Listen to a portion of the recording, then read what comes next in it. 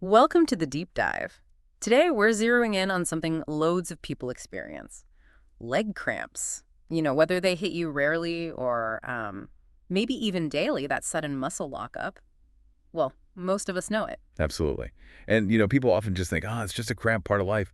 But we're going to dig a bit deeper today. Right. Our mission, really, is to explore why they happen and, maybe more importantly, what you can actually do about them. Exactly. We've looked into quite a bit of information, and it turns out there are, well, a surprising number of reasons for those awful cramps, and often some real solutions, too.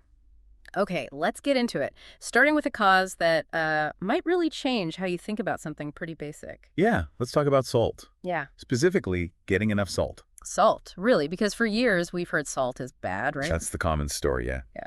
But biologically speaking, mammals, that's us, we actually need sodium. It's fundamental for how our nerves and muscles work. Loads of things, actually. So the whole salt is the enemy narrative might be incomplete.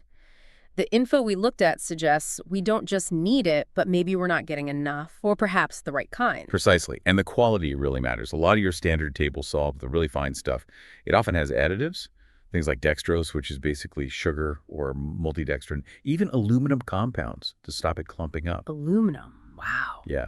Whereas, natural unrefined salt, it will clump. That's actually a good sign usually. Huh. So the perfectly smooth salt isn't necessarily better. And what about where it comes from? I think I saw something about that. Yes, that's another point. Modern sea salt, unfortunately, can have issues with microplastics and even nanoplastics, things you definitely don't want. Right. Not ideal. So the recommendation tends to be towards real salt, often from ancient seabeds, underground, less likely to be polluted. It'll clump. Like I said, that's normal. And the key, just eat it to taste. Your body usually knows. Okay, that's a huge perspective shift on salt. Fascinating. Now, moving on from salt, what other sort of fundamental body chemistry things could be behind cramps? Well, the next big area is electrolytes. We're talking mainly magnesium, potassium, and also calcium. Mm-hmm. And tied into that, something called arachidonic acid plays a role too. Electrolytes. Yeah. Okay, we hear about them for athletes, but how do they link directly to, those sudden leg cramps at night? It's actually quite common, even if you think you eat well, to be low in magnesium and potassium these days. Modern farming practices mean there's just less in the soil, less in the food. So diet alone might not cut it. Often no. And while calcium is also key, getting it from food might be better than just pills. Think small bony fish like sardines, anchovies. Dark leafy greens are good too. Okay, food sources for calcium. And that other thing you mentioned, arachidonic acid. Yeah, it's a type of fatty acid. Your body makes some, but you also get it from, fatty meats, seafood. Its role here is interesting. It helps get calcium into the muscle cells. Ah. And you need enough calcium inside the cell for the muscle to contract, but crucially, also to relax properly afterwards. Not enough calcium in there, or if it can't get in properly, the muscle might struggle to release. Hence, a cramp. So healthy fats are important for this too. They can be, yeah. Yeah. Including sources of arachidonic acid. Yeah. And just circling back, even with a good diet, considering some extra magnesium and potassium, maybe from electrolyte drops in your water, that can really help a lot of people. That makes sense. It's all connected. Okay, what about when cramps happen after, say, you suddenly decide to do a bunch of gardening or go for a run when you haven't in ages? Ah, yes. Temporary overexertion. That's definitely a thing. You've been mostly sitting around, then boom, intense activity. Like that weekend warrior situation. Exactly. That sudden strain on muscles that aren't used to it. That can absolutely trigger temporary cramps. So if that happens right after you push yourself, it's not necessarily a sign of like a deeper deficiency problem. Probably not, no. In most cases, it's just the muscles saying, whoa, that was a lot. It's not usually about salt or electrolytes then. It's more about the physical stress. Okay. And the good news is, those kinds of cramps, they should ease up within a few days as the muscles recover. It's almost like a little nudge from your body to maybe be a bit more consistently active. Right, builds resilience. Yeah, regular movement, stretching, strengthening that can actually make you less prone to those exertion cramps over time. That's encouraging, a good way to frame it. Now, this next potential cause is one I think might fly under the radar for a lot of folks. I bet you're thinking about medications. Exactly. Yeah, it's surprising how many people don't realize their meds could be contributing to leg cramps. Statins are a big one. The cholesterol drugs. That's right. Things like Zocor, Lipitor, Crestor, very commonly prescribed. but muscle issues, including cramps, aches, joint pain, they're a known side effect for some people. That's really important given how many people take them. Are there others? Oh, definitely. Certain drugs for bone density, like Forteo or Avista, they've been linked to cramps too. Also, synthetic estrogens in pill form estradiol, Premarin, Prempro, that can cause cramps, and more seriously, increase clot risk. Bioidentical hormones act differently, though. Okay. Then you've got your NSAIDs, non-steroidal anti-inflammatories, thinking matchrazin, Celebrex, even ibuprofen, they can sometimes cause cramps. Even ibuprofen. Wow. Yeah. And calcium channel blockers used for blood pressure, like Procardia or Norvasc, since they affect calcium channels, which muscles use, that makes sense. Mm. Even things like dizerpidine, if used too often, the antibiotic Cipro, and some SSRI antidepressants like Celexa, they're on the list too. Goodness, that's quite a list. It really highlights, the need to be aware of potential side effects. Makes you wonder how many people are putting up with cramps maybe caused by their prescriptions. It does. And it raises a key question for you listening. Did your leg cramps start around the time you began a new medication? Did they ever ease up if you stopped it, maybe under guidance? Worth thinking about and definitely worth discussing with your doctor. Absolutely crucial point.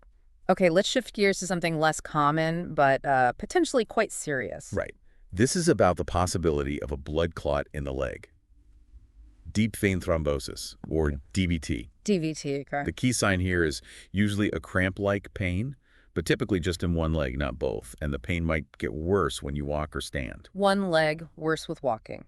Got it. And this is critical. If you get persistent one-sided leg pain like that, especially if there's swelling, redness, or warmth in that leg, you need medical help immediately. Why so urgent? Because that clot can break off, travel to your lungs, and cause a pulmonary embolism, which is life-threatening.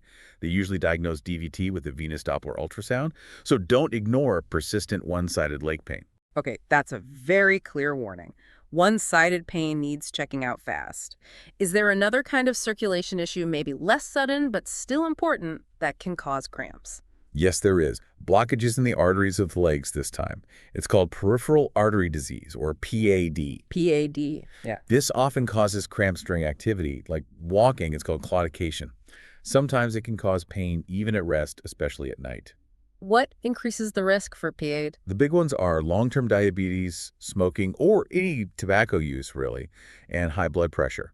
So if you've looked into the more common things, salt, electrolytes, meds, and you're still getting cramps, especially with activity or at night, definitely talk to your doctor about PAD. It needs managing. And how do doctors check for that? They often start with a simple test, the ankle brachial index, the ABI. It compares blood pressure in your ankles and arms. If that's off, they might do ultrasounds of the arteries, maybe even an angiogram. Treatment could be lifestyle changes, meds, or sometimes procedures like stents or bypass. Good to know. Early detection seems key there, too.